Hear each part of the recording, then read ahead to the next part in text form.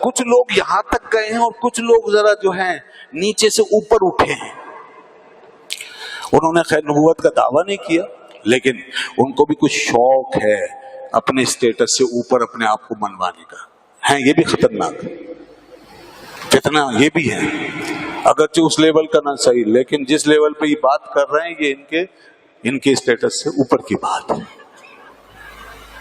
क्या शौक है? शौक ये है कि हमें एक खास मर्तबा मानो हमारे लिए। वो जो मर्तबे दिए हैं ना तुमने इमाम को, इमाम महदी को, जैसे महदी का तसव्वुर है, जैसे कोई गैबी हस्तियों का तसव्वुर, ऐसा किसी हमें ऐसे किसी मर्तबे पे मान लो। हम बराह रास्त कांटेक्ट में रहते हैं, खुदा और उसके रसूल के कांटेक्ट में रहते हैं, हमें वहां से चीजें मिलती हैं। ये आइन से निराफ है, रसूलुल्लाह सल्लल्लाहु अलैहि वसल्लम के दीन से निराफ है।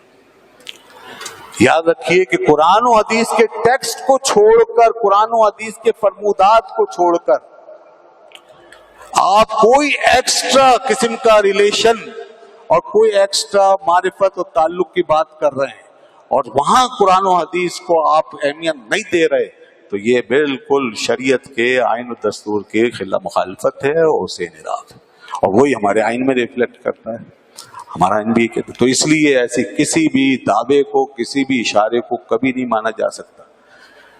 एक शख्स जब दीन के मनसब की बात करे, दीन की तशरीह की बात करे, तो उससे पूछा जाएगा तुम्हें दीन आता है या नहीं आता, तुमने पढ़ा है या नहीं पढ़ा।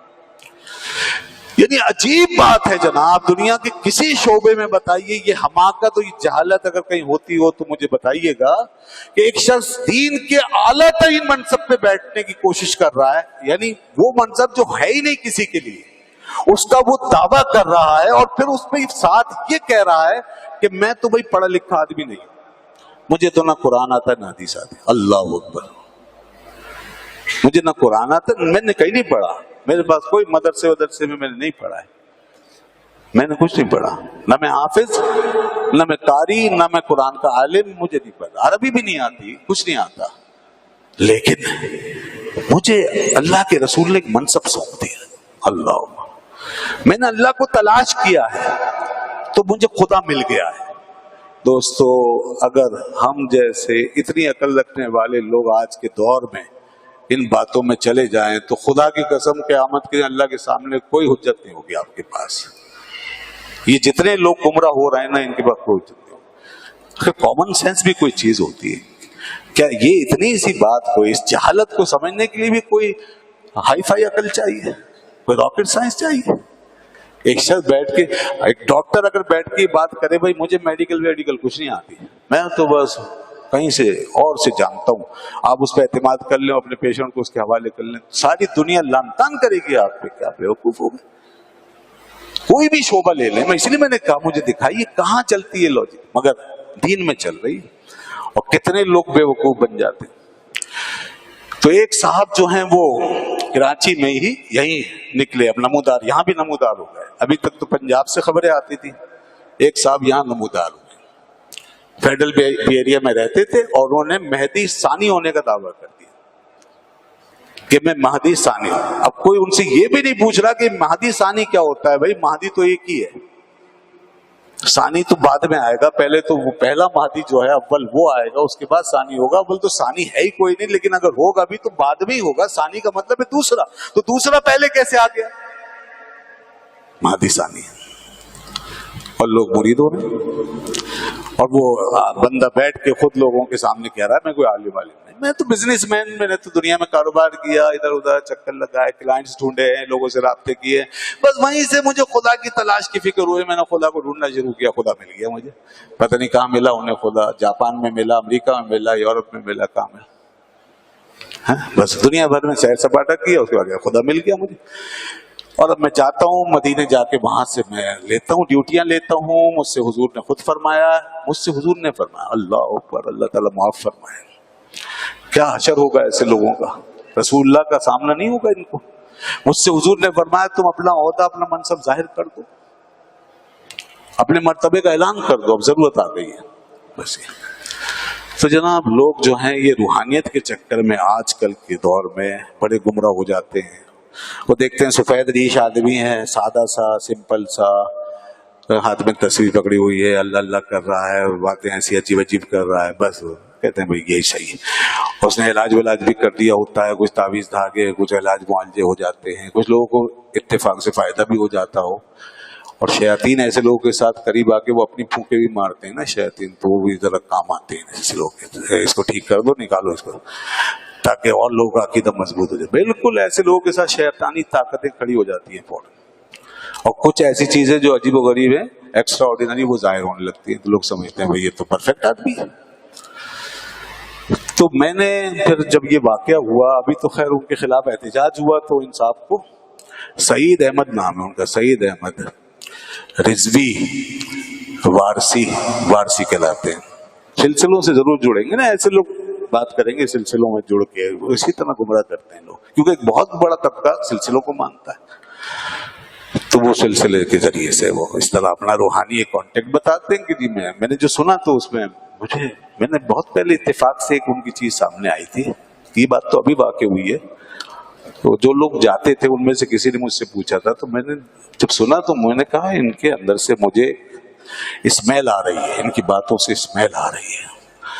تو ہم نے اتنی عمر گزاری ہے اس لائن میں, آخر ہزاروں لاکھوں لوگوں کو دیکھا ہے, پڑھتے پڑھاتے رہتے ہیں, اللہ کا شکر ہے اتنا تو اللہ تعالیٰ عطا فرما دیتا ہے سینس, اور اللہ کی کئی عطا کردہ ہوتا ہے یہ کہ آدمی کم از کم اپنی فیلڈ میں رہ کے کس چیز کو, اس کے ضرر کو, نقصان کو سمجھ لے.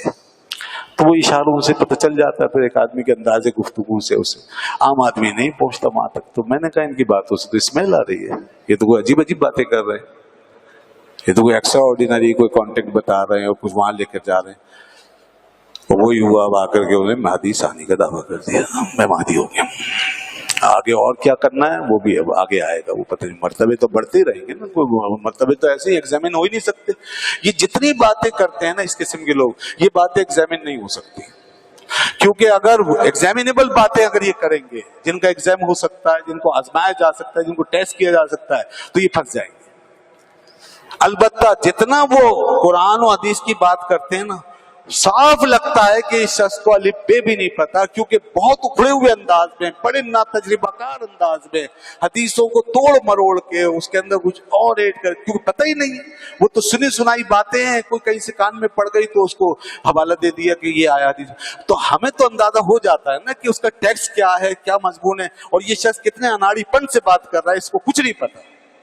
جس آدمی کے پاس علم ہوتا ہے اس کے پیچھے ایک بنیاد ہوتی ہے, اس کے اندر ایک اعتماد ہوتا ہے, اور وہ بات کرتا ہے اس کی اصل روح کے ساتھ. لیکن ایسا آدمی جس کو کوئی علم نہیں ہے, سنی سنائی بات کر رہا ہے, اس کا صاف پتہ چل جاتا ہے کہ شخص اناڑی ہے.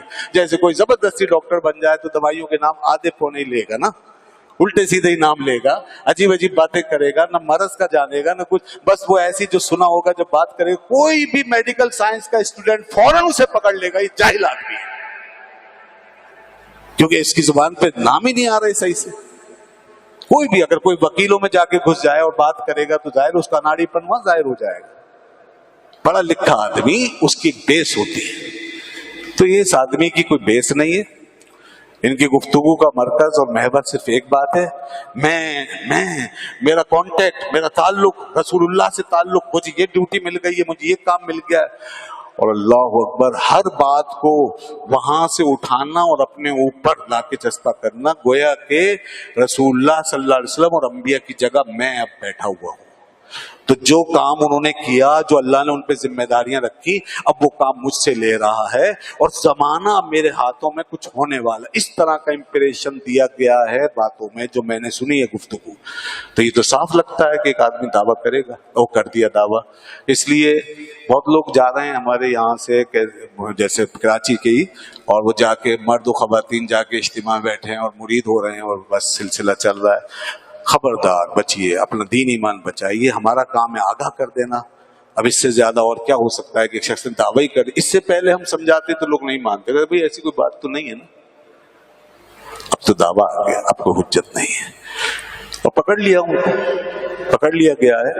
اب دیکھیے قانونی کارروائی کیا ہوتی ہے. وہی میں نے کہا 73 کا آئین میں سب لکھا ہوا ہے, اگر صحیح سے آئین پہ عمل درآمد ہو تو ان فتنوں کا سد باب ہو سکتا ہے. کسی کو سزا تو دے, کچھ سزا تو سنائے. وہ बड़े बड़े फितने जिन्होंने नबूवत के दावे किए उनका नहीं पता चलता।